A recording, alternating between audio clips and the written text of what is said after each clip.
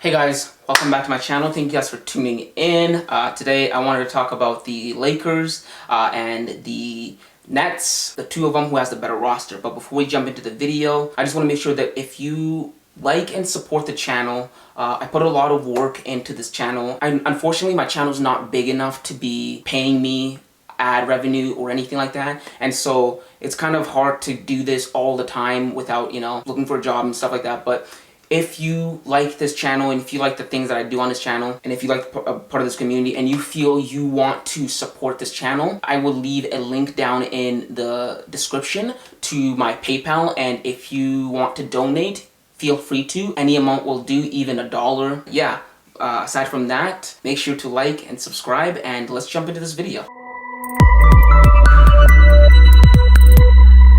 Hi, my name's Imam Kanya and you're watching League Talk. After a wild offseason, we've seen a number of players get shifted and moved, and the whole landscape of the league has changed.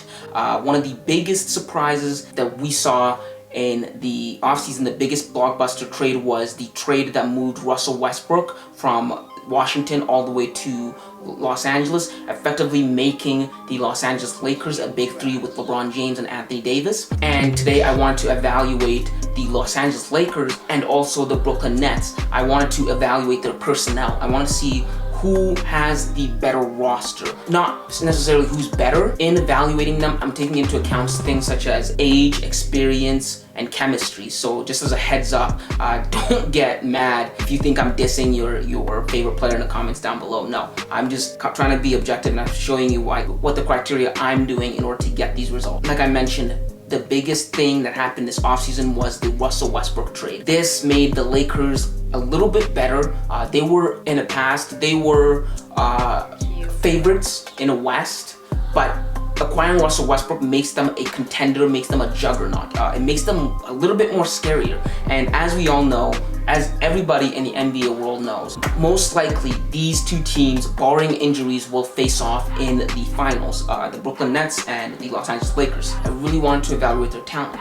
And if you're going to evaluate these two teams, essentially you have to evaluate the essence, the thing that makes them tick, which is effectively the big three of each team. So we're basically comparing the big three of the Nets and the Lakers to say which one is better. And in my opinion, I would have to say the Brooklyn Nets have a better roster overall than the Lakers, and also I think the Brooklyn Nets have the better big three than the Lakers, and here's why. The Nets roster is far younger than the Lakers. I think the Nets roster is way more skilled than the Lakers. I think they have way more skill sets that are tailored to today's league than the Lakers do, if you compare them to the Lakers. For instance, let's compare Russell Westbrook and Kyrie Irving together. They both play the point, they're both about the same size, so they're a good benchmark. In my opinion, even though I don't like Kyrie Irving as much off the court, I cannot deny Kyrie Irving's game. I think Kyrie Irving is definitely better than Russell Westbrook for the following reasons. Kyrie is a far better shooter than Russell Westbrook, and in today's age, it's a shooter's league. Shooters win. If you're a shooter in this league, you are valued. If you cannot shoot in this league, you will be out of the league. Analytics kind of made it that way. It's a very shooter-friendly league, and one of Russell Westbrook's kryptonite is definitely shooting. Russell Westbrook cannot shoot nearly as well as Kyrie Irving can. The range, the percentage, the efficiency, he cannot. Another thing is Kyrie Irving's handles. Kyrie Irving's has great handles. Not only that, his touch with the ball, his handles with the ball, translates to how he finishes at the rim. He's one of the best finishers in the league, and also his great handles allow for him to create his own shots in very, very difficult situations. Kyrie Irving can be at the corner of the baseline and be able to create a shot for himself that looks almost impossible for anybody else, and he's nifty and crafty like that, and that is something Russell Westbrook doesn't have. Russell Westbrook, what he has for him that I always thought is Russell Westbrook plays at 110% all the time, even though that can sometimes be detrimental to his team because you can't play 100 all the time. Sometimes you need to slow the game down. And then Russell Westbrook's athleticism. Russell Westbrook can jump out of the gym.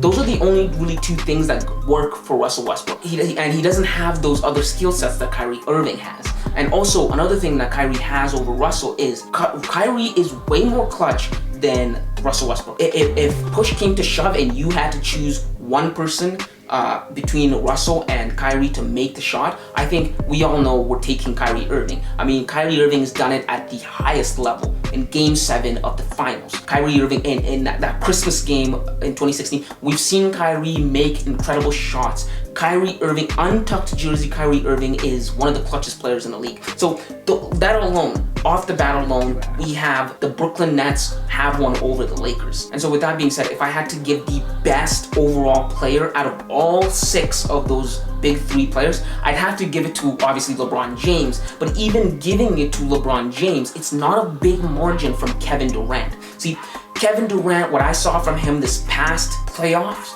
was incredible. Kevin Durant came out and he was playing better basketball than he was prior to getting injured, if you can even believe that. So what I saw from him in the playoffs was impeccable, and then what I saw from him in the Olympics was incredible.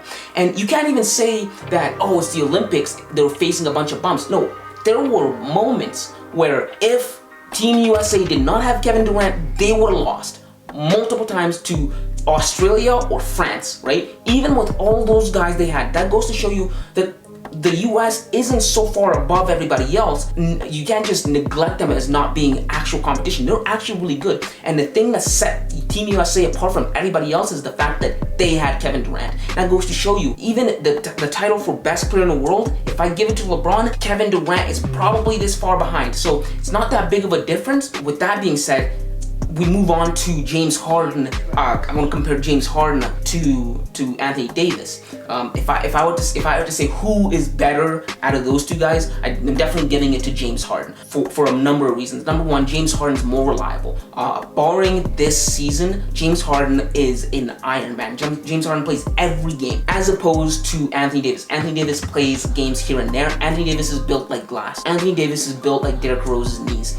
He's always hurt. And another thing is, James Harden, prior to him being injured, was playing like the best player on the planet. If you go back to March 2021 to April 2021, before James Harden got injured, James Harden was in the MVP race. And that goes to show you, James Harden has been in the MVP race every single year since 2015. 2015, James Harden comes as runner-up. 2016, James Harden comes again as runner-up. 2017, James Harden comes up as runner-up to Russell Westbrook. He wins it in 2018, right? And then in 2019, he was, I think, 3rd or 4th. And in 2020, he was in the top 5. And then again this year, he was in the talks for MVP. That just goes to show you the consistency that James Harden has. I know he hasn't had a lot of success in the postseason, but that's because when you play the whole season, right, and you are the team and it's you or bust and you have to perform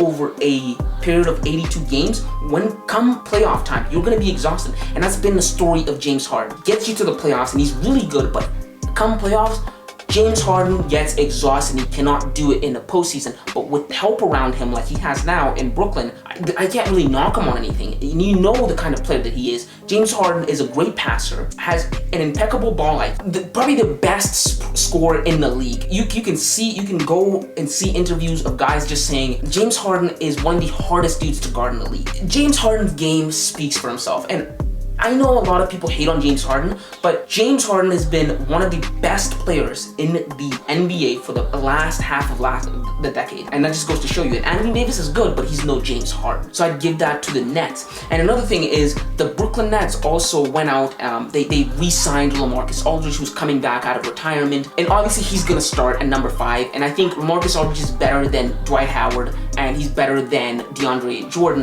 who the Nets actually let go of, and he ended up signing with the Lakers after the Detroit Pistons actually waived him off. So that goes to show you the kind of talent that he is if the Nets don't want him and Detroit doesn't want him. So I think LaMarcus Aldridge is better than those big men. And another really interesting key acquisitions that the Brooklyn Nets got was Patty Mills. They got Patty Mills off of San Antonio for a steal, for basically nothing. And Patty Mills is an amazing basketball player because Patty Mills was one of the players, right, that was giving Team USA a problem in the Olympics. He almost led his team to the gold medal this past Olympics, and for the Nets to take him off of San Antonio's hands for almost nothing, I love it. I love it, and I know he's not going to start, but he will come off the bench, and it's great for the Nets to have a secondary playmaker that comes off the bench for their second unit.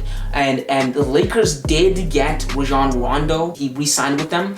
But the thing I don't know about that is the whole chemistry thing I was talking about with the Lakers. Russell Westbrook, right, just got added into the mix, right? Now they have to kind of find a way to mix Russell Westbrook in, because Russell Westbrook's hard to play with to begin with, right? Now, when you bring in Rajon Rondo, who plays Russell Westbrook's position, I think those two guys might butt heads, because those two guys are very hard-headed and they're very stubborn.